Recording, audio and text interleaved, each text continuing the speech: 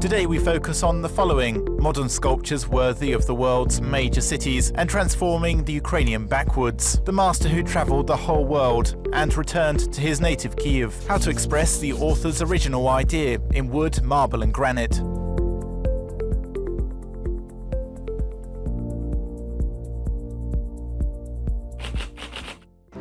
Modern sculpture is not a museum exhibit, rather an integral part of urban space. In the 21st century, it is easy to come across a work of art in the most unexpected place. For example, hippos swimming through the paved stone of the Taipei Zoo, telephone booths lined up like dominoes on a street of old London, and boys frozen in motion, jumping into water along a Singapore coastline. Sculptors these days are no longer limited by the materials they use, boundaries in style and genres, or the fear of being misunderstood. Otherwise, there would be no conceptualists. Today, a sculpture can be an expensive car with a message etched by a passerby. However, it is very important for a sculptor not to dissolve in this ocean of possibilities to achieve his vision and style. A master who speaks in the original and, at the same time, understandable language of modern sculpture with his audience has been working in Ukraine for many years now.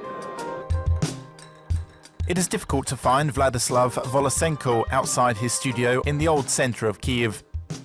While his master easily snickers at his sculptures, he views his mission quite seriously. An artist is primarily a bundle of energy of the present time, whose work translates into the future. For example, you take an object, a stone, and charge it with energy, and this will be some kind of message in the future. This is my vision, which I take very seriously and highly respect.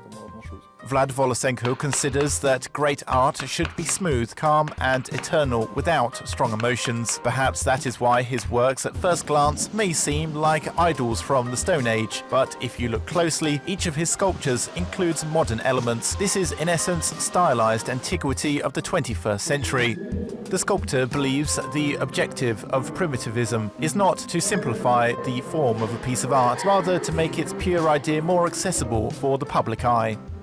I like minimalism. I do not like a mix of styles. Sculptures are like light traps, meaning they are objects that are directed at a certain angle to lighting.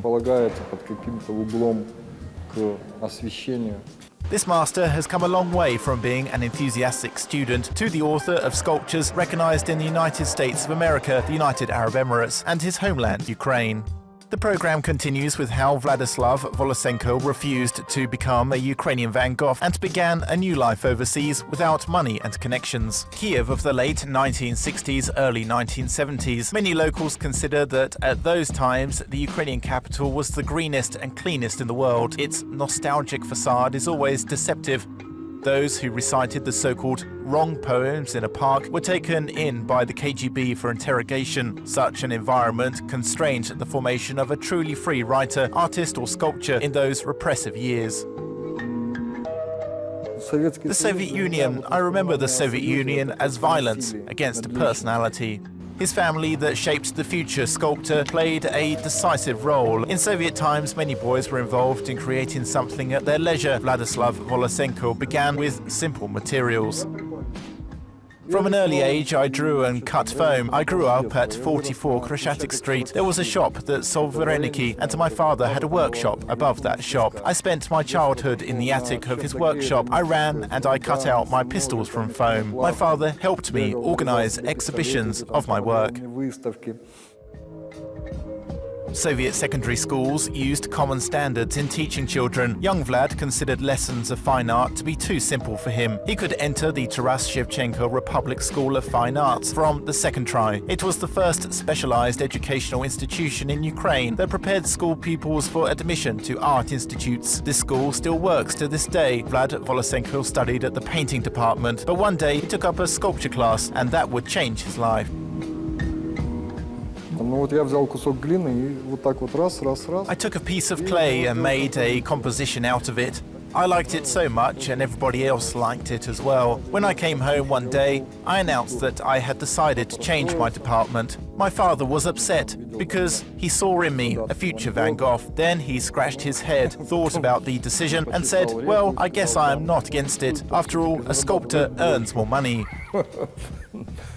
Vladislav Volosenko admits that he had never aimed to earn good money from creating his works. In his view, money helps to solve domestic problems, to find more time for your hobby. In the Soviet Union, the young sculptor had a small space for creativity, and as soon as the Iron Curtain fell, Vladislav left for Canada with $100 in his pocket. He had to agree to any work, even to carry loads of goods. A couple of years later, he successfully found a job at a company that made bronze sculptures. Fright pushes a person to think how to survive, where to get money, how to pave your way up the ladder. Everything goes without saying. When you understand that money is given for inspiration and a brilliant idea, then you are no longer afraid to take a risk. Having minimal capital, Vladislav Volosenko established his own company, but this work was far from his own ideas. It is hardly possible to find admirers when you cut out architectural fireplaces on order. However, this experience gave him the skills to work with different materials. Once Vladislav Volosenko ventured to offer them his real sculptures, and quite unexpectedly for their author, his works were met with approval. Where to find sculptural compositions of the Ukrainian master, and how, after 17 years of living in the West, he returned to his homeland to create one of his most recognized pieces.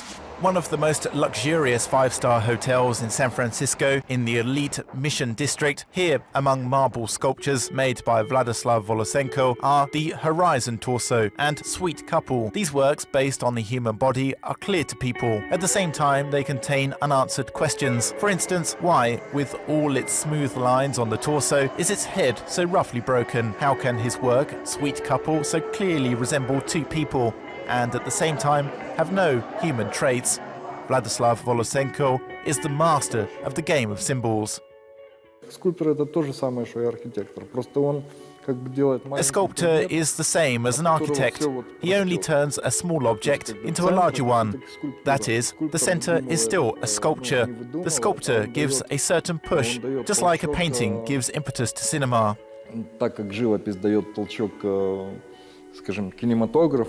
Vladislav Volosenko is convinced that a modern sculptor should also follow the works beyond his sphere of expertise. Literature, painting and cinema goes to expand his knowledge, especially in the postmodern age. Another thing is that such an abundance of cultural information can eventually wear someone down. In 2008, this happened to Vlad Volosenko. He wanted to escape, and the question of where to was quite rhetorical. He knew exactly where to.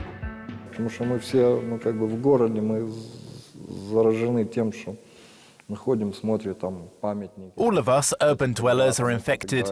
We look at monuments everywhere, and we begin to feel that our computer is overloaded with information.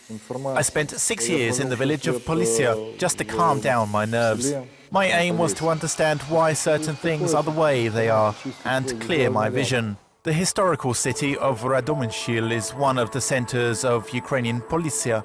In the early 17th century, archimandrite of the Kiev-Pechersk Lavra, Yelisei Pletinsky, founded the first paper factory in central Ukraine.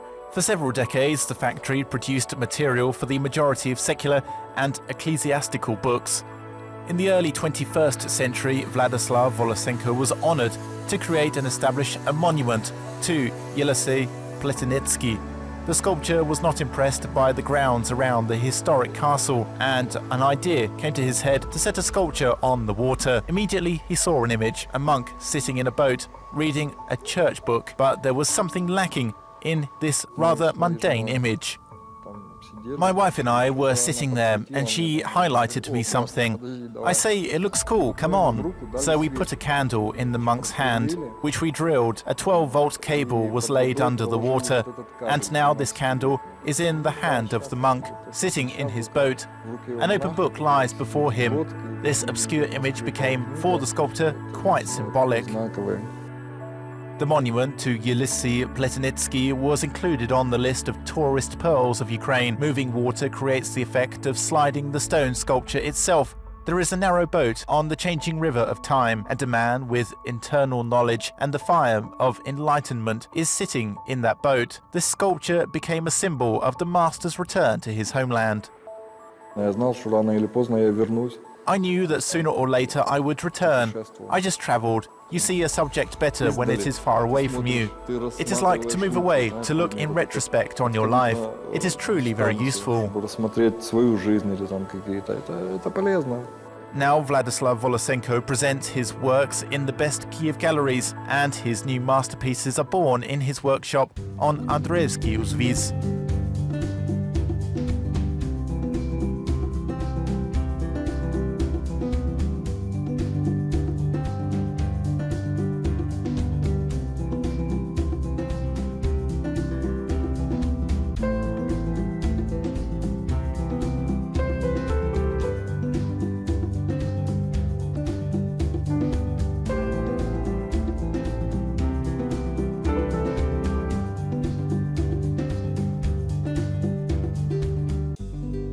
In 2017, Vladislav Volosenko first presented his original work of granite, stone tenderness, though the name he gave it was Pieta. It was a well-known biblical story, when the Virgin Mary mourns the dead Jesus Christ in her lap. The Ukrainian sculptor completely cleansed the figures of historical and religious context, leaving only the main symbols of pity, tenderness and sorrow in this sculpture.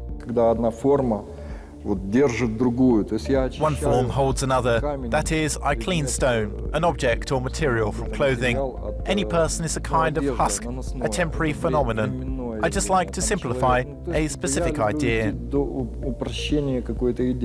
Simple ideas, as you know, become eternal in art. Ukrainian sculptor Vladislav Volosenko does everything in order that his creative energy continues existing in the flow of time. He is a master without limits. Today he is in Kiev, tomorrow in San Francisco. He finds inspiration anywhere, and his archetypal but always modern sculptures attract a thinking spectator anywhere in the world. This is how art of the 21st century works.